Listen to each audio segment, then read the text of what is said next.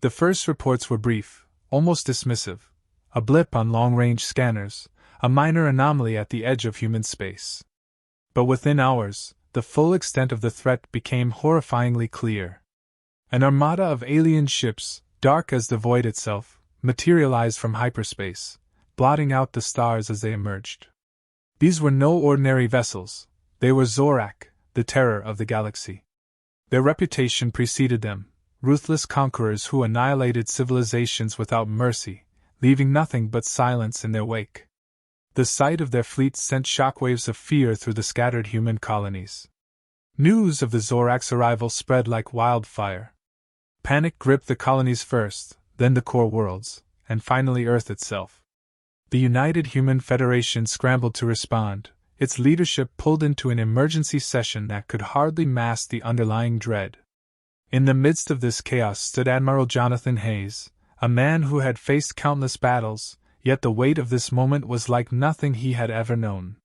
The years of conflict had etched lines of weariness into his face, but the resolve in his eyes remained unbroken. As the UHF Council convened, all eyes turned to him, the one man who might steer humanity through this darkest hour. The Zorak wasted no time. Their message, broadcast across all frequencies, was as cold and ruthless as their reputation. Surrender or be obliterated. The demand was not negotiable, it was an ultimatum. The Zorak commander spoke with the detached cruelty of one who had issued the same demand to countless worlds before, and seen them all crumble. There was no room for hope in their message, only the certainty of destruction. The implication was clear: humanity was but another conquest, another species to be wiped from existence. Admiral Hayes listened to the message in silence, the words echoing in his mind long after the transmission ended. The council around him erupted into frantic debate, voices raised in fear and desperation, but Hayes remained still, his thoughts turning inward. He knew the Zorak's history well. No species that had ever faced them had survived. Their fleets were legendary, their tactics brutal and efficient. And now they were here, at the doorstep of humanity, demanding submission or death. Hayes weighed the options before him. Surrender meant survival, at least for a time, but at the cost of their freedom, their very identity as a species. The Zorak would not allow humanity to thrive. They would be reduced to slaves, if they were allowed to live at all. But fighting back seemed an impossible task. The human fleets, though strong, were no match for the Zorak armada. The disparity in technology and numbers was staggering. A full-scale war could mean the end of humanity. The room around Hayes buzzed with fear-driven suggestions: negotiation, retreat, surrender. None of them were acceptable. He could see it in their eyes. The other leaders wanted to avoid conflict at all costs. But Hayes knew better. The Zorak were not a foe that could be bargained with. Their demands were not a path to peace, but a prelude to enslavement. Hayes felt the weight of his responsibility pressing down on him, heavier than any burden he had carried before. The fate of billions rested on his decision.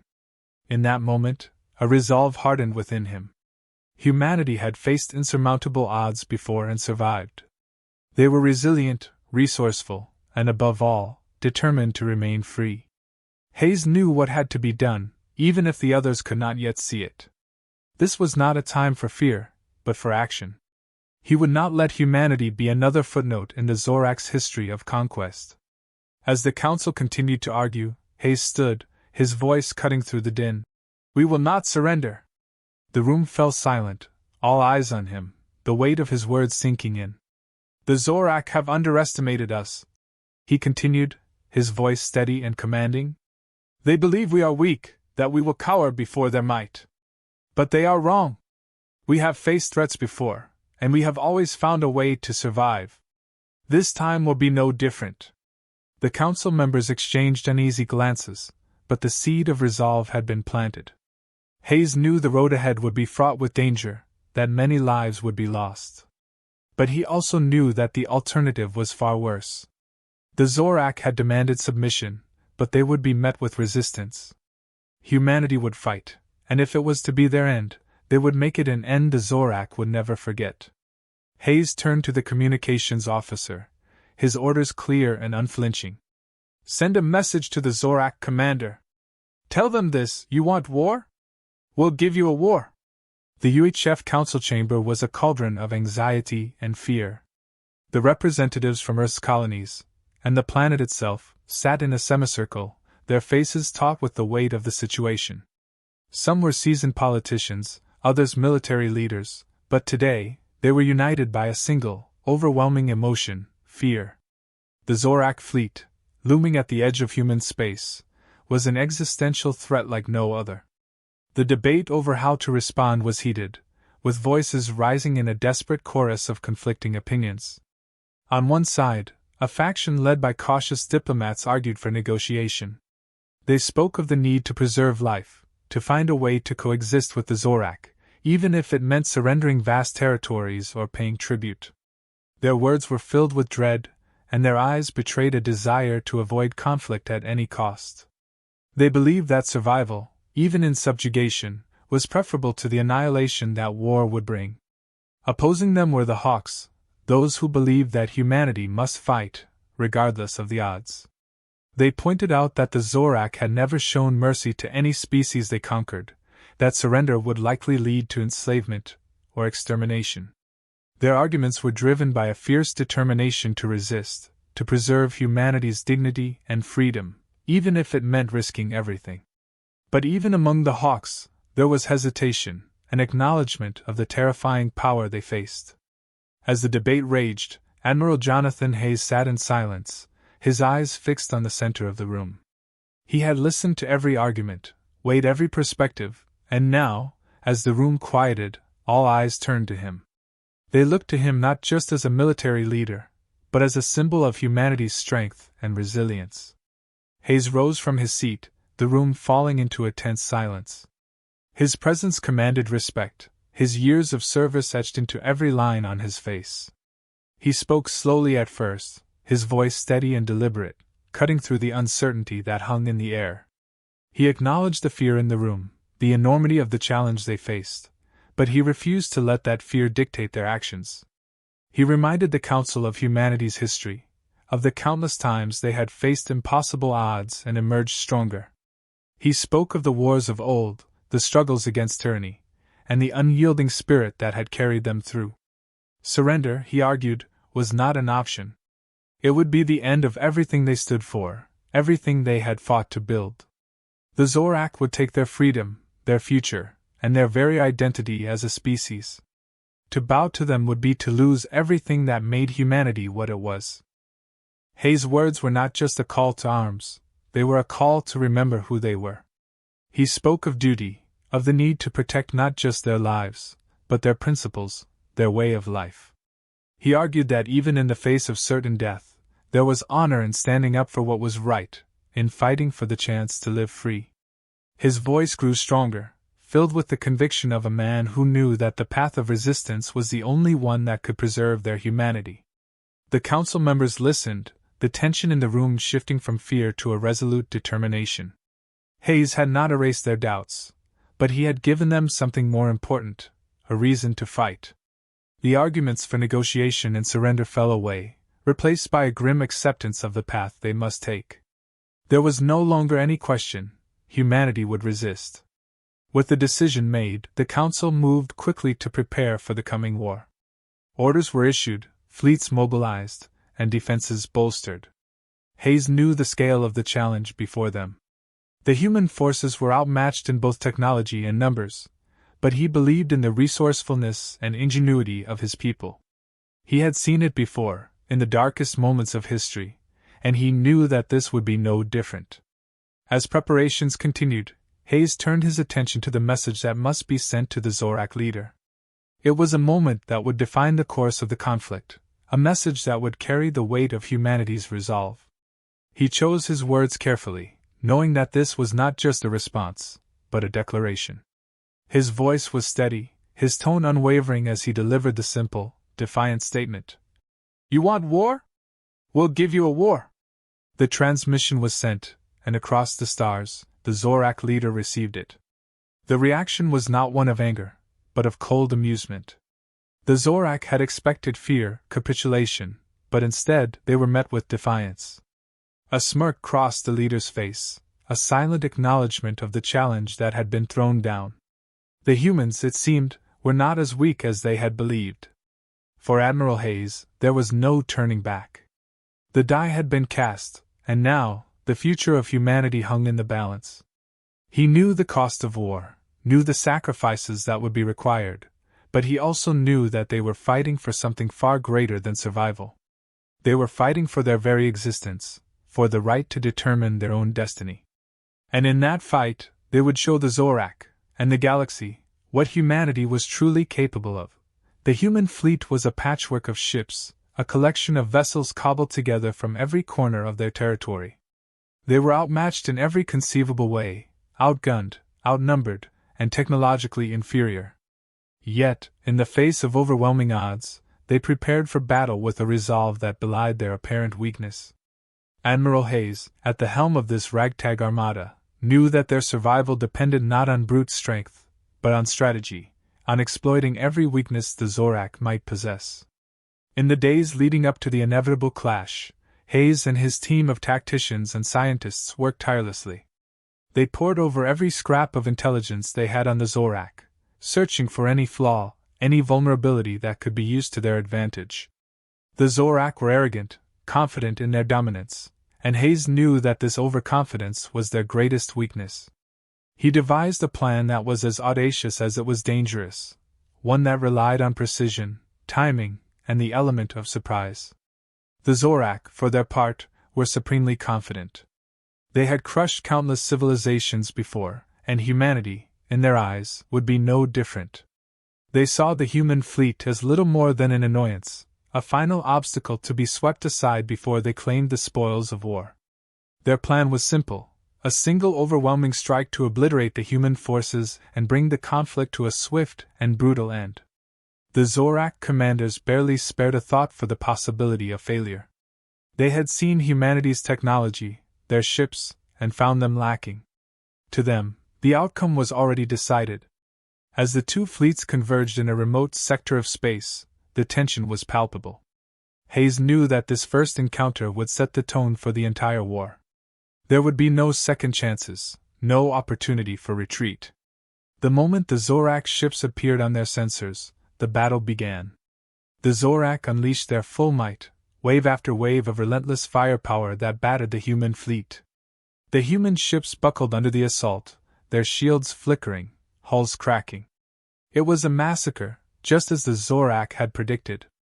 But Hayes remained calm, his mind working with razor-sharp focus. This was all part of the plan.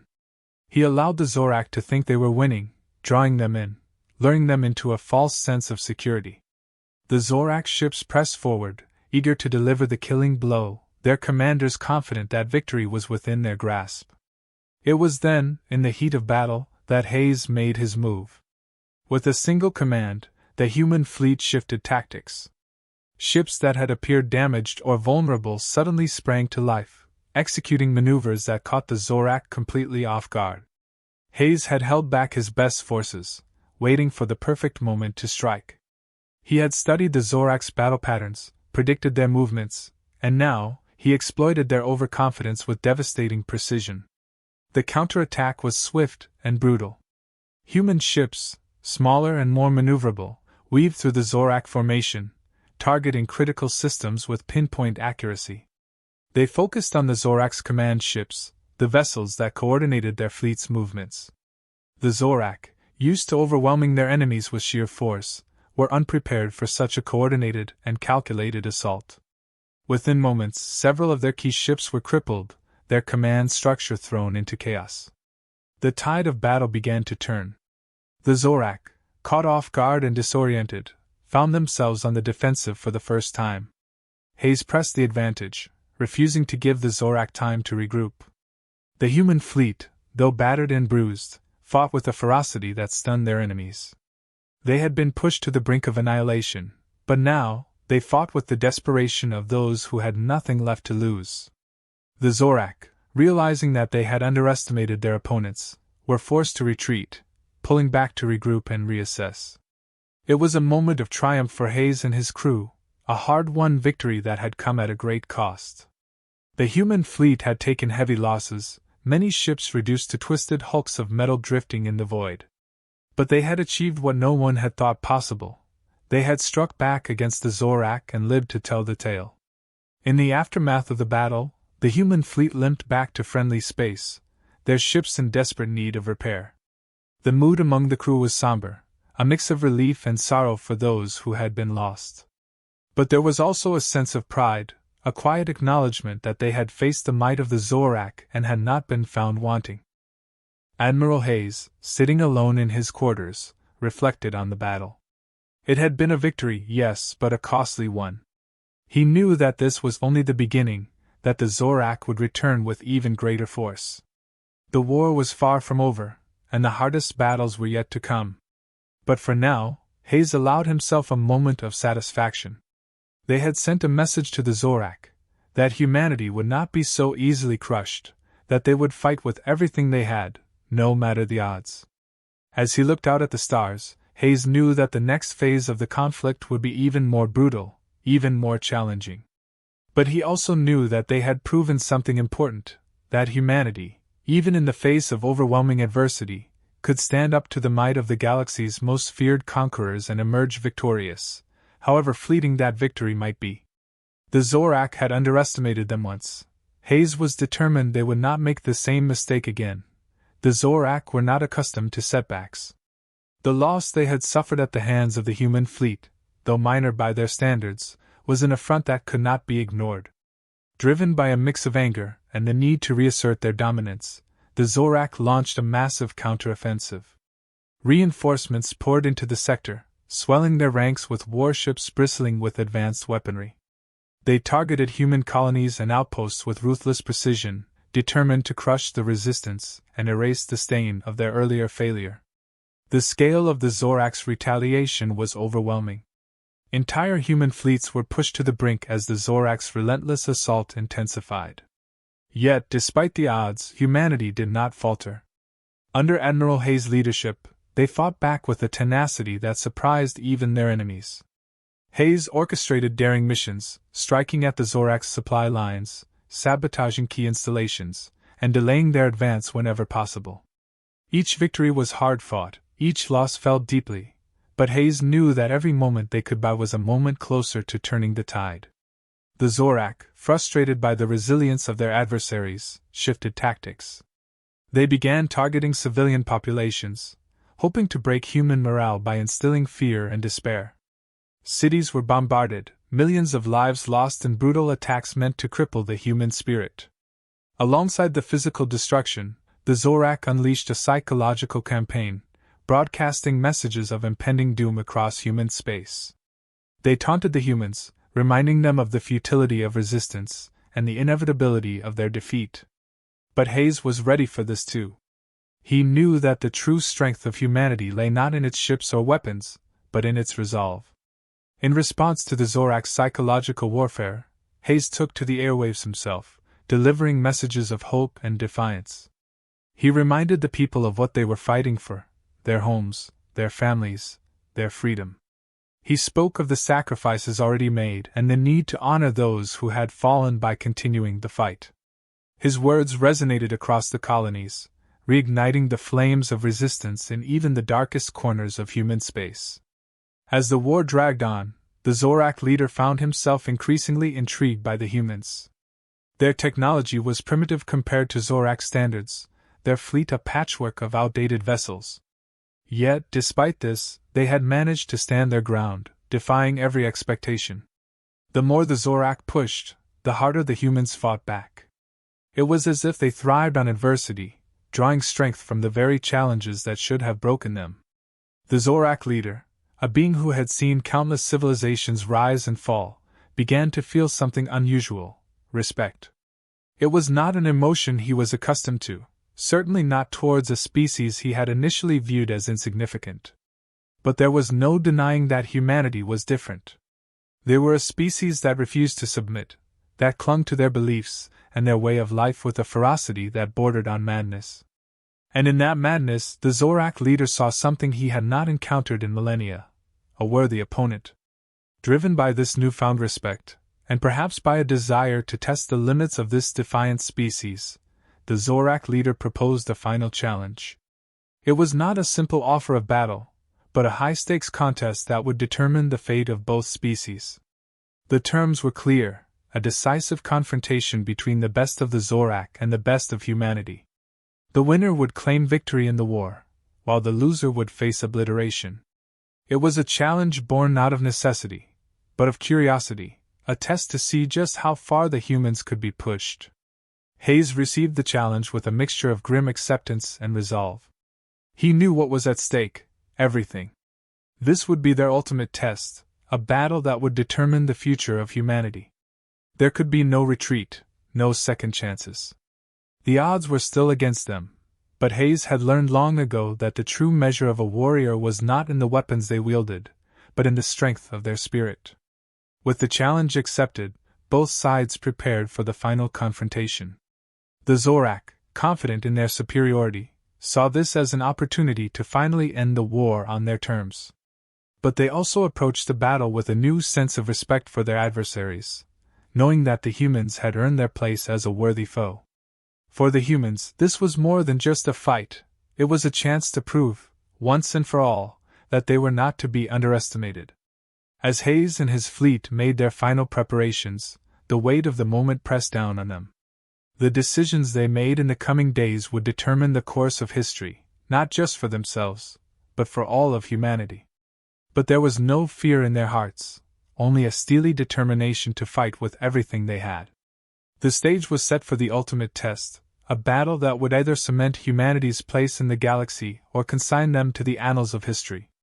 And as Hayes looked out over his fleet, he knew that whatever the outcome, they would fight with honor, with courage, and with the unbreakable spirit that had brought them this far. The Zorak had challenged their very existence, and now, humanity would answer that challenge with everything they had. The tension aboard the human fleet was palpable as the final preparations were made. Every crew member knew what was at stake: their lives, their homes, the very future of humanity. Admiral Hayes moved among them, his presence a steadying force in the face of the overwhelming odds they were about to confront. His words were measured, but they carried the weight of a leader who understood the gravity of the moment. He spoke not of victory, but of duty, of the sacrifices they might be called upon to make. Each of them, he reminded them, was a part of something greater, a fight not just for survival, but for the preservation of their species and all they held dear. The final battle was about to begin, and there was no room for doubt or hesitation. Both sides had marshaled their full strength, the Zorak fleet stretching across the void, a wall of steel and death, while the human fleet, smaller but no less determined, braced itself for the onslaught. As the first shots were fired, the space between the two armadas lit up with the fury of war. The Zorak came at them with everything they had, a relentless tide of destruction aimed at overwhelming the human defenses. Hayes was at the forefront, his mind focused on the battle's ebb and flow. He had fought in countless engagements, but none had ever carried the stakes of this one. He knew that to survive, they would need to be smarter, more resourceful, and more daring than ever before. Every tactic, every maneuver he had ever learned was brought to bear as he directed his forces with precision. The humans fought with a ferocity that matched their enemies, refusing to yield even an inch of space without making the Zorak pay dearly for it. As the battle raged on, it became clear that conventional tactics would not be enough. The Zorak, though taking heavy losses, continued to press their advantage, their superior numbers beginning to tell. Hayes realized that if they continued this way, the human fleet would eventually be overwhelmed. It was then that he made the decision that would define the battle, and his legacy. He knew the only way to turn the tide was to strike directly at the heart of the Zorak command. In a moment of clarity, Hayes ordered his flagship to break formation and head straight for the Zorak leader's command ship. The crew, though shocked by the audacity of the maneuver, followed his orders without question. The plan was simple, yet extraordinarily dangerous: take out the Zorak leader, and the rest of the fleet would be thrown into disarray. Hayes knew the risks. There was a good chance they wouldn't survive the attempt, but he also knew it was the only option left if they were to have any hope of winning. As the flagship barreled through the chaos of battle, the Zorak forces, realizing the threat, converged on it with deadly intent. But Hayes pressed on, every ounce of his will focused on the target ahead. The distance closed rapidly, the Zorak command ship looming larger with every passing second. In those final moments, Hayes knew there was no turning back.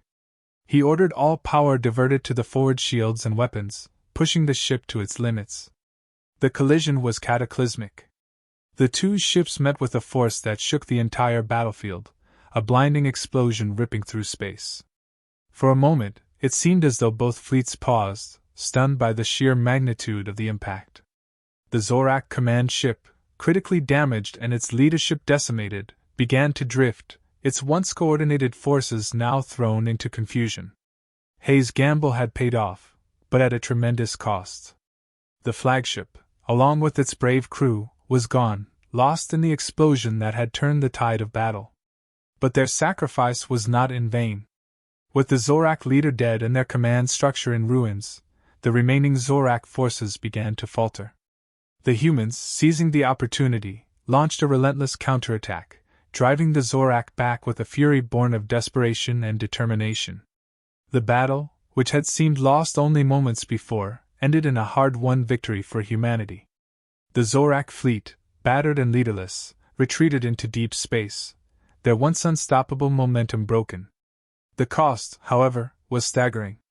Ships lay in ruins, countless lives lost, and among the fallen was Admiral Hayes, the man who had led them through the darkest days of the conflict. In the aftermath, the surviving human leaders gathered to take stock of what they had won, and what they had lost. There was no celebration, only a somber reflection on the price they had paid for their survival. The galaxy had been shown the strength of humanity, not just in their ability to fight, but in their willingness to sacrifice everything for the sake of their freedom. Hayes had exemplified that spirit, and his legacy would live on in the hearts of those who had served under him. As the human fleet limped back to friendly space, the leaders knew that this was only the beginning. The war had been won, but the scars would remain for generations. Yet there was also a sense of quiet pride. They had faced the greatest threat they had ever known and had emerged victorious. Hayes' sacrifice had ensured that humanity would live on, free to chart its own course among the stars.